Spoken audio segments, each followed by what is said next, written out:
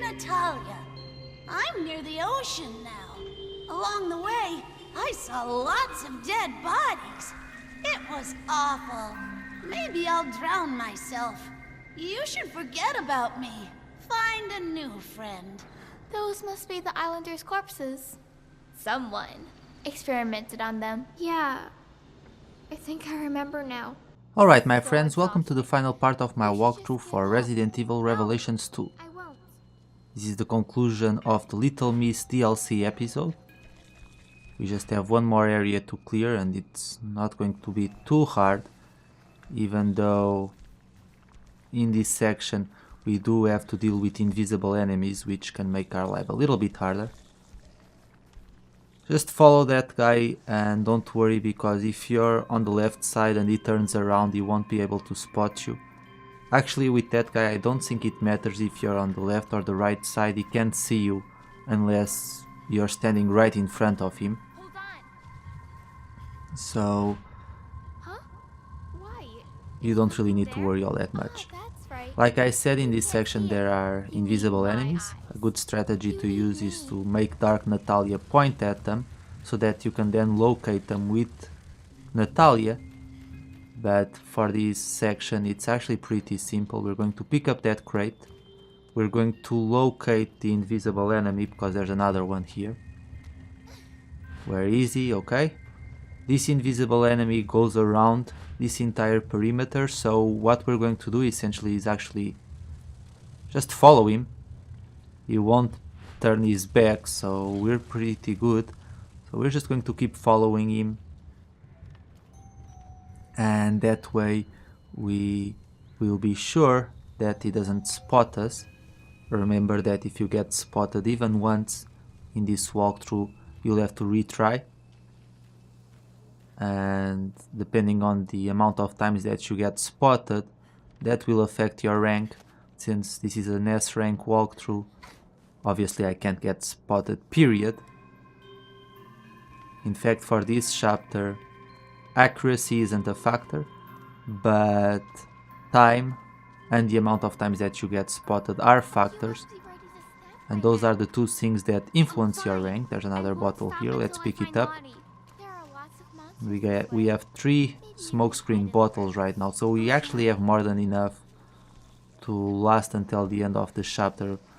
We really don't need to pick up anymore. Wait for this guy to turn around and just hide in the bushes there. He's very close, but he won't be able to spot you if you're hiding in the bushes. And there's another smokescreen bottle here. Where is it? It's in the corner somewhere. Let's turn around. Oh, here it is. Let's pick it up. And now let's go around and just wait here for this one to turn around. We're going to wait for him to turn around, and then we're going to follow him. And we're going to once again hide in the bushes until he turns back around. Then we're going to pick up the crate and move to the next area. So let's just hide here. As long as you're in the middle of the bushes, he won't be able to spot you. So let's just wait for him to turn. He turned, and now let's quickly pick up the crate. And we have more than enough time to do this, so we really don't need to worry all that much. Dark Natalia, as you know, is a product of Natalia's imagination. At least that's my understanding of it. So she can pick up items. And you know, looking back, and when Dark Natalia said that someone experimented on the villagers and she seemed happy about it, it seems to me that Alex Wesker, as a whole, she's clearly a sadist, and she's a sadist with a god complex, and I think that pretty much sums her up.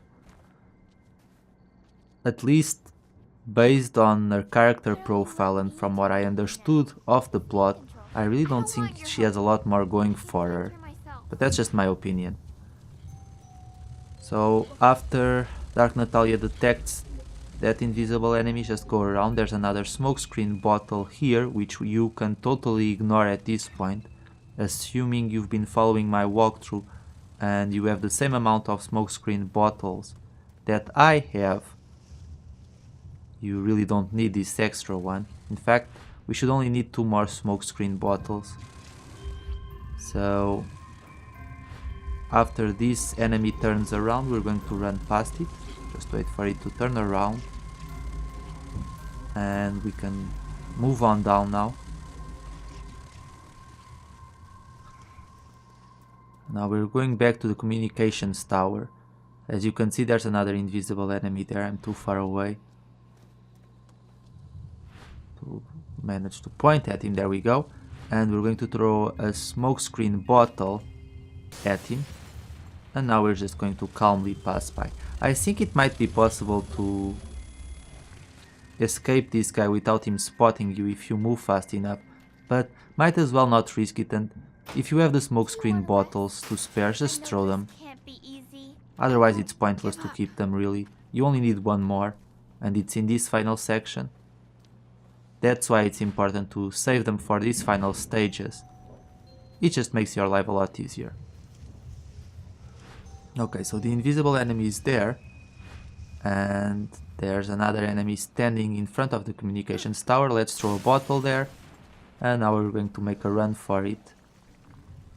And as soon as you step inside, well, pretty much the chapter is concluded. We're just going to pick up Lottie's final letter.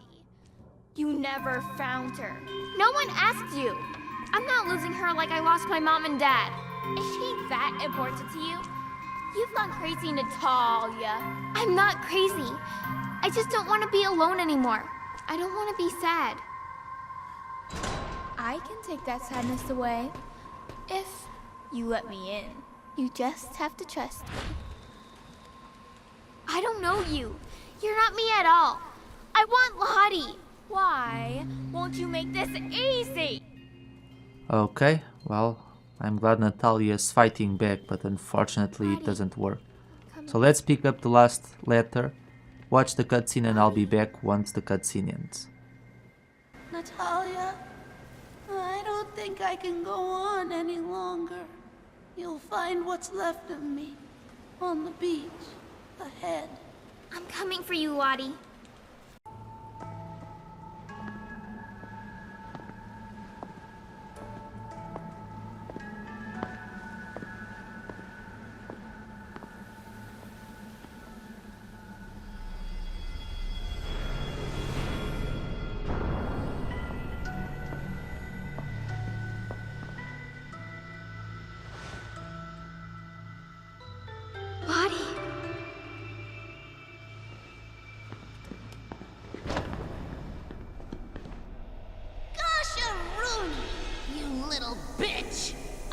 Supposed to win this game of tug of war.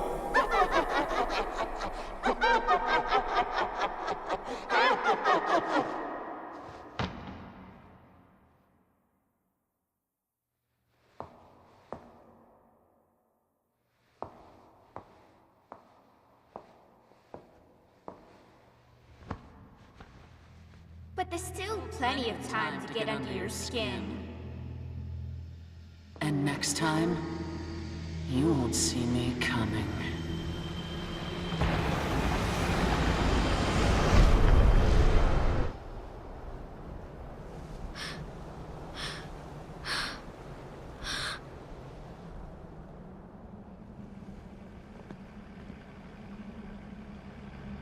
A boat? I'm here, baby. Please be alive.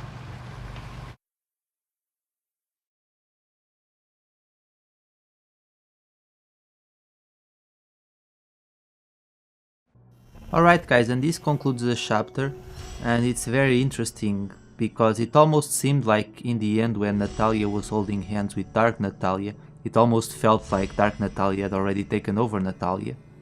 But that doesn't seem to be the case, because in the end she says that she'll be coming back and that Natalia won't see her coming this time.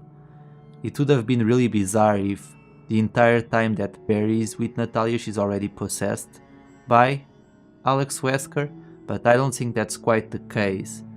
But as we feared, Natalia did eventually get taken over by Alex Wesker, and this was just part of the process. So who knows what's going to happen and if they'll ever develop this storyline. Like I said, it might be the story for Resident Evil Revelations 3. I can see a lot of good things coming if they keep the storyline from this game and include that storyline in the next game. But this is going to conclude the walkthrough for Resident Evil Revelations 2, my friends. Completed everything with an S rank, and I'm going to unlock the last skill. There we go. My characters are going to be pretty powerful starting from now on. But thank you so much for following the walkthrough. I hope you enjoyed, and stay tuned for more walkthroughs, my friends. Take care.